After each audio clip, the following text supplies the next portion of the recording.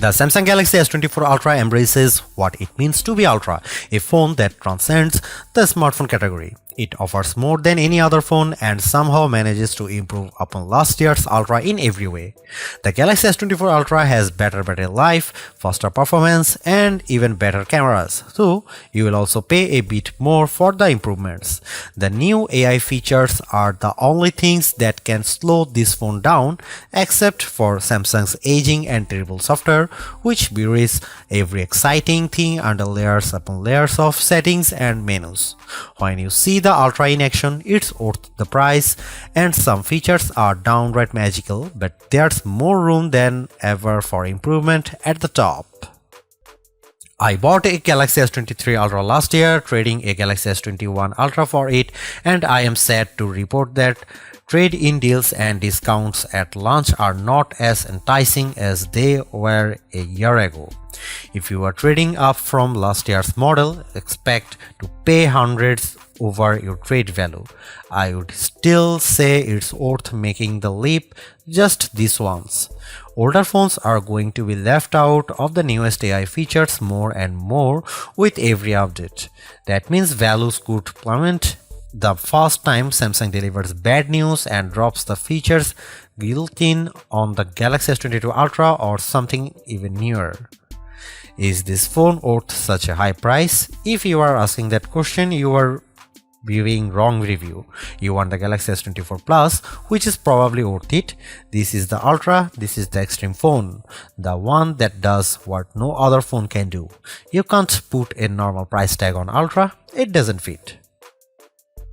The Galaxy S24 Ultra is indistinguishable from the Galaxy S23 Ultra, which doesn't mean there are no differences, but rather the changes are inconsequential. The speaker grills are different, the microphones moved a bit, but mostly the new phone looks like the old phone. That's too bad, because while Samsung's Ultra phone oozes a certain refinement, it isn't very interesting at a glance. A deeper inspection is rewarding. The black glass is layers upon layers of metallic paint, which gives the phone an eerie depth, especially in the ghostly natural grey titanium finish. The violet finish is my favorite, with a great contrast against the polished metal. Samsung pays great attention to detail when it comes to color, materials, and finish. Each color has a subtly hued frame that complements the new Gorilla Glass armor back. The titanium black is all black, while other color options age into warmer frame tones. Apple fans like to point out of the symmetry of their phone as a pinnacle of its design. Frankly, Samsung is more smart than symmetrical. I prefer having power and volume buttons on the same side. It means I don't fill my photo gallery with accidental screenshots every time I grab my phone. Like Apple, Samsung has opted for titanium on the frame this year, but it doesn't make as much difference as it does on my iPhone 15 Pro Max. The Pro Max managed to shed considerable weight this year versus last year, about half an ounce. The Galaxy Ultra, it's a single gram lighter at most. If you have never played with an Ultra, you really need to pick one up and pop the pen. Did you know the S Pen clicks? There is no reason for it. It could just pop out, spring-loaded, but instead the S Pen has a clicky top that is extremely satisfying. Oh, the S Pen is also motion sensing stylus with a Bluetooth camera remote button, but Samsung hasn't neglected the clicky top. Of course, the S Pen isn't just built for fun, it's one of the most surprisingly capable accessories ever. It is as precise as a professional drawing tool, not like a big, clumsy, rubber-tipped stylus that you can buy for an iPhone. It also has Bluetooth built in, so the side button can act as a remote control for other features on your phone, especially the camera. That's right, the Galaxy S24 Ultra ships with a remote camera shutter release, which is an accessory I actually bought to go with my Nikon DSLR. The Galaxy S24 Ultra is flat this year, ending a run of screen curvature that began with the double black diamond slope of the Galaxy Note Edge and subtly resolved itself into a signature Samsung look that refined and reduced the effect of the bezel around the edges. On the front and back, Galaxy S23 Ultra has gently rounded curves that make the phone feel much nicer to hold. The Galaxy S24 Ultra is more sharp, and though it isn't uncomfortable, it feels conspicuously big. The display on the Galaxy S24 Ultra is excellent, as good as you'd hope to find on a premier smartphone. It's huge, bright and colorful, especially using the vivid color tone option. There are plenty of adaptations for this display, including adaptive brightness and color tones that measure ambient lighting and adjust the display to look its best. In bright outdoor light, the display can boost to a stunning 2600 nits, which isn't quite the brightest you can find, but you won't need any brighter. Even more interesting might be the extra dim option. The Galaxy S24 Ultra can maintain good color fidelity even down at 1 nit of brightness. That's dim enough that you could almost check your messages in a movie theater, but then you'd be an extra dim ultra jerk, but you could. There is an always on display mode, but Samsung also still makes its unique S View cases, which provide a small window for time, weather and notifications peeping through a wallet cover case. It's a very cool case feature that Samsung never abandoned, even if we haven't checked them out for a while. Could the Galaxy S24 Ultra display be any better? Absolutely. There are phone displays that can reach 144Hz refresh rate too, that may be faster than a human eye can actually see. It would be nice to Samsung to give up the fight against Dolby Vision on its phone displays and TV sets. If you watch a lot of Netflix, shows looks better when you compare a display with Dolby Vision against a display without. It seems like a silly omission for Samsung not to support Dolby's HDR video standard when it supports Dolby Audio. It has become abundantly clear that Samsung is focused entirely on hardware and has no interest in improving its software. The software on the Galaxy S24 Ultra is terrible and One UI is becoming unusable. Even the simplest features are bogged down with options and menus, and Samsung can't seem to make a single decision about what's best for its users. I am going to give Samsung a year to fix its software problems, though I suspect it will take 2 years or more to dig out of the current mess.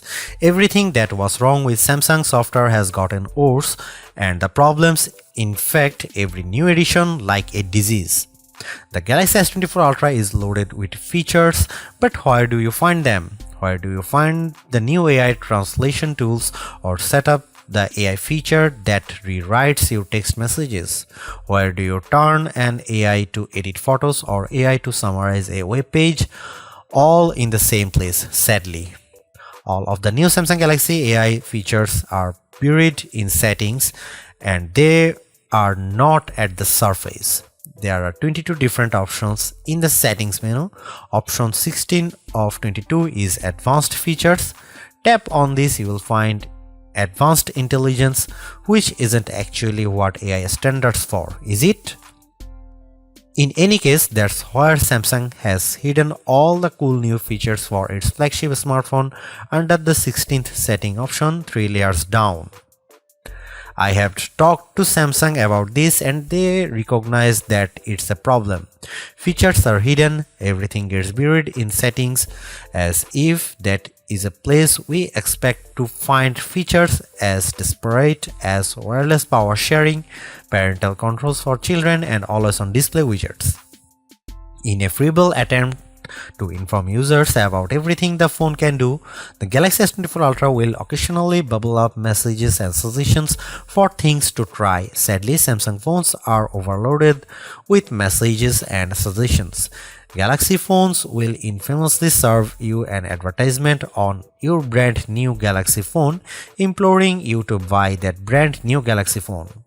That's not how you educate people. Take it from me, a former high school teacher. If you simply tell your users about a new feature once, you haven't taught them to use it.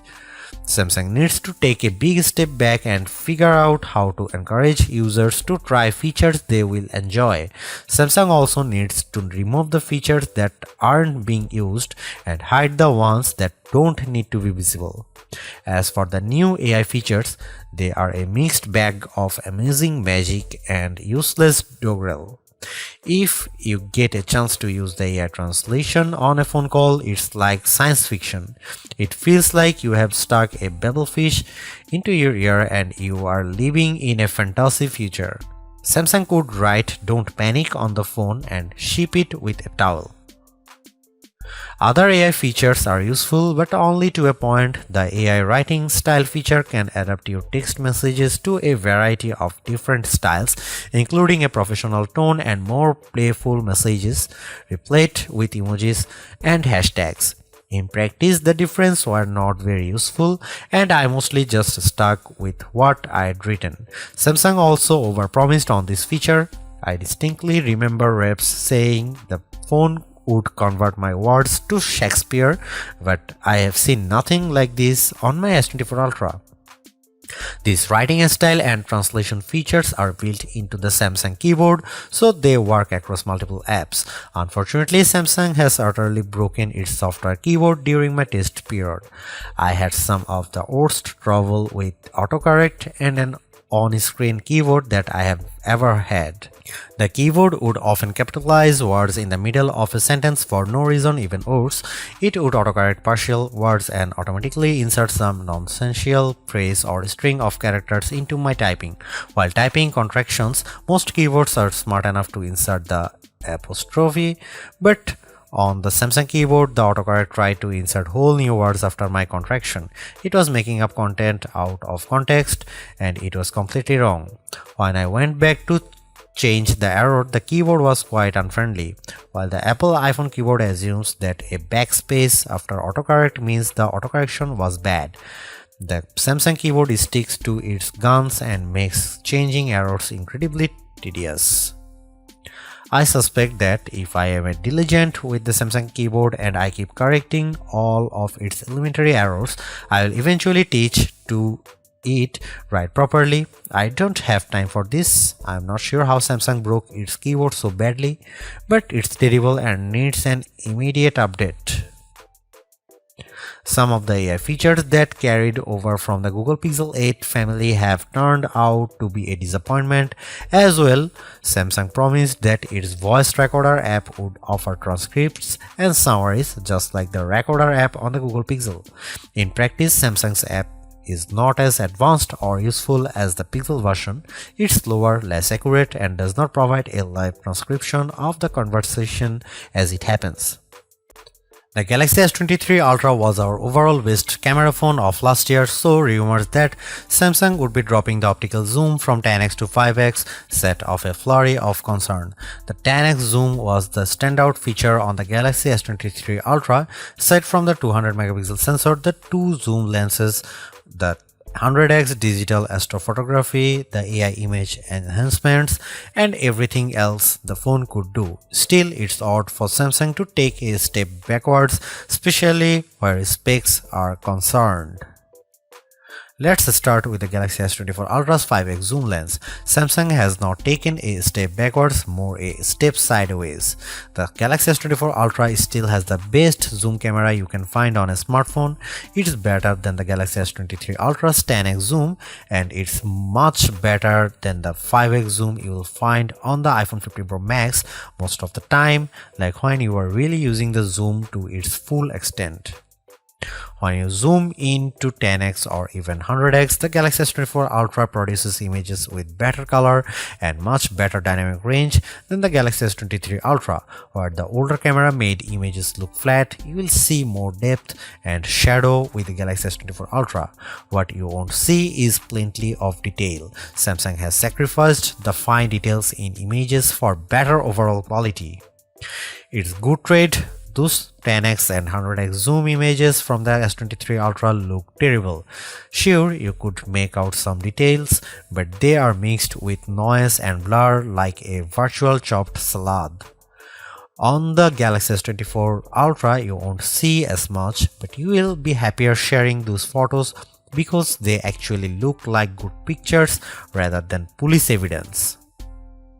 Check out some camera sample from Galaxy S24 Ultra and some comparison between Galaxy S24 Ultra, S23 Ultra or iPhone 15 Pro Max.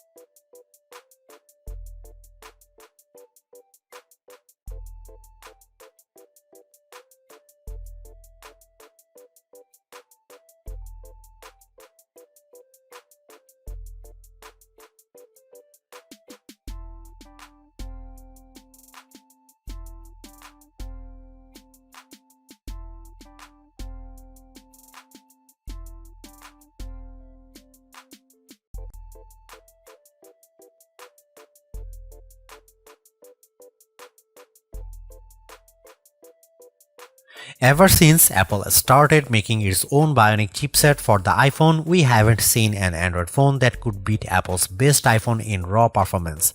That ends with the Galaxy S24 Ultra. The Ultra is just as fast as the iPhone 15 Pro Max, and in many ways, it's even faster. You may never notice the performance gains, but I have to give credit where credit is due. Qualcomm and Samsung have managed to top Apple's silicon for the first time in years. What does that mean? In the real world, everything that you could do on your smartphone, you can now do faster. If you play games like Call of Duty Mobile or Genshin Impact, you can play at the highest settings and experience fluid frame rates and shutter-free gaming. Pair your game with an Xbox or PlayStation controller via Bluetooth and you will be destroying noobs on pathetic pixels and cheap Motorola phones in your multiplayer arena of choice. Seriously, having a phone that responds so quickly to your commands and movements is a huge win for multiplayer games. Is the Galaxy S24 Ultra a gaming phone? Then you'd better believe it. I tested the Galaxy S24 Ultra against the Asus ROG Phone 8 Pro, a phone that is truly made for gaming. The Galaxy S24 Ultra had no problem beating the ROG Phone 8 in every metric, even producing a higher frame rates on the newest games. If gaming is not your thing, you can still feel the performance benefits. I edit photos in Adobe Lightroom, and on my Galaxy S24 Ultra I can move the adjustment sliders freely and watch my photo change in real time. In side-by-side tests using the new Adobe Intelligent Masking features, the Galaxy S24 Ultra was able to find and select my foreground subject in seconds faster than my older Galaxy S23 Ultra. The only features that cause a delay on the Galaxy S24 Ultra are the new AI features, and that's ironic. For the first time in years, Samsung commands a lead over its rival Apple, but it loaded the Galaxy S24 Ultra with AI features that Apple has skipped so far. Instead of feeling like everything moves faster on my Galaxy, I have to wait while the AI composes new text messages or makes edits in the photo gallery. Those features aren't worth the wait if there was no waiting. If writing suggestions appeared in real time the way Adobe Lightroom changes my photos, I'd be amazed by the AI tools and I'd use them more often. Instead, every time I see the AI starts logo appear, I see a stop sign. You won't find a phone with longer battery life than the Galaxy S24 Ultra. In our lab testing, which involves continuously browsing the web on 5G until the battery runs out, the Galaxy S24 Ultra in its default adaptive display mode lasted a huge 16 hours and 45 minutes. That beats the impressive 14 hours and 2 minutes the iPhone 15 Pro Max managed in our testing. It also outlasts the Galaxy S23 Ultra by more than 2 hours, as beats many other Android phones too. You'd have to buy a hardcore gaming phone with a massive battery inside like the Red Magic 9 Pro with its 6500 mAh cell to get any more battery life from your phone. Samsung didn't increase the size of the battery over last year's Ultra, it just improved power management on the Galaxy S24 Ultra so it saves more juice. The adaptive screen settings can be aggressive, but you can turn them off if you need a bright display all time. You can also adjust settings like screen resolution and processor performance to save more power. There are even more extreme options. Samsung used to have an ultra power saving mode, but now that's just another setting under the power saving features, letting you limit the apps available, turn off edge panels, dim the display, and generally shut down everything you don't need to conserve every watt. There should be a more intelligent power management option that reads your habits and adapts the power saving to the way you use the Galaxy S24 Ultra. Oh wait, there is a such mode and it's called adaptive power saving, but you will never find it. Adaptive power saving is buried under the settings menu, then under device care. Then you have to tap the battery graph, which is a button that doesn't actually look like a button, but trust me, it's a button. Then tap power saving, which also looks like plain text and not a button. Again, it's a button. Hooray! You are almost there. Just find the three little dots in the upper right corner, which is Samsung way to hide even more menus, and then you will finally be able to open the adaptive power saving settings.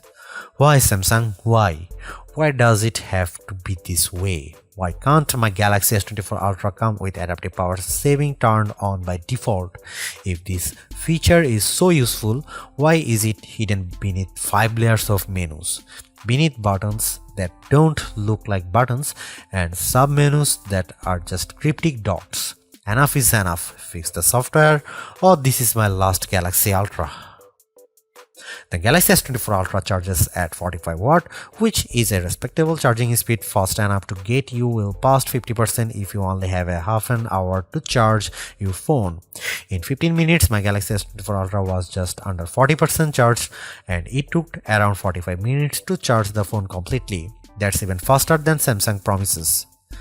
There are phones that charges faster, like the OnePlus 12 that comes with an 80 watt charger. That phone can reach 100% charge in about half an hour, and OnePlus even has a super fast wireless charger that is capable of 50 watt charging. The S24 Ultra can handle up to 15 watt wireless charging, including the latest QI2 charging standard. The Galaxy S24 Ultra can also charge other devices wirelessly, and if you can find wireless power sharing in the settings menu, I will personally send you a price instead. Just add a wireless power sharing button to the quick settings menu if that's a feature you use often. Unlike the OnePlus 12, the Galaxy S24 Ultra does not come with a charger in the box, and if you want the fastest charging speed, you will need to pay attention to the charger you buy. You can spend a lot of money and get a big Walmart from Samsung, or you can do right thing to get Anker 713 Nano charger from Amazon for around half the price. A refreshed design does not make a true upgrade. New features, new technology, and lifestyle enhancing alternations do. And the Samsung Galaxy S24 Ultra has all of these along with seemingly every other features or specification bump you could want from a new phone. Not only is it worth buying if you don't already own a Galaxy Ultra phone, I'd even say it's worth buying if you have a Galaxy S23 Ultra. It's really that good. Obviously, you don't need to upgrade your Galaxy S23 Ultra, but it's heartening to discover Samsung hasn't just sent out a vogue refresh of its most expensive non-folding phone this year, which is really what it did with the Galaxy Z Fold 5 over the Galaxy Z Fold 4. The Galaxy AI stuff is being pushed hard, and while some of it is worth your time, it's not a reason to choose the Galaxy S24 Ultra on its own. It's a combination of all its parts, from the amazing battery life to the genuinely improved camera, that makes it a must-buy. Although I say it's even worth an upgrade from the year-old Galaxy S23 Ultra, I do think you should mostly go into the Galaxy S24 Ultra with the intention of keeping it for years. Quite apart from Samsung's efforts to use more recycled materials, the software update commitment, the sheer ability of the device, and the price bump all shout, keep me in all. Honestly, I don't think you will tire of the Galaxy S24 Ultra or reach its full potential anytime soon. Buy it and keep hold of it, as you simply can't do much better. Thanks for watching. See you in the next one.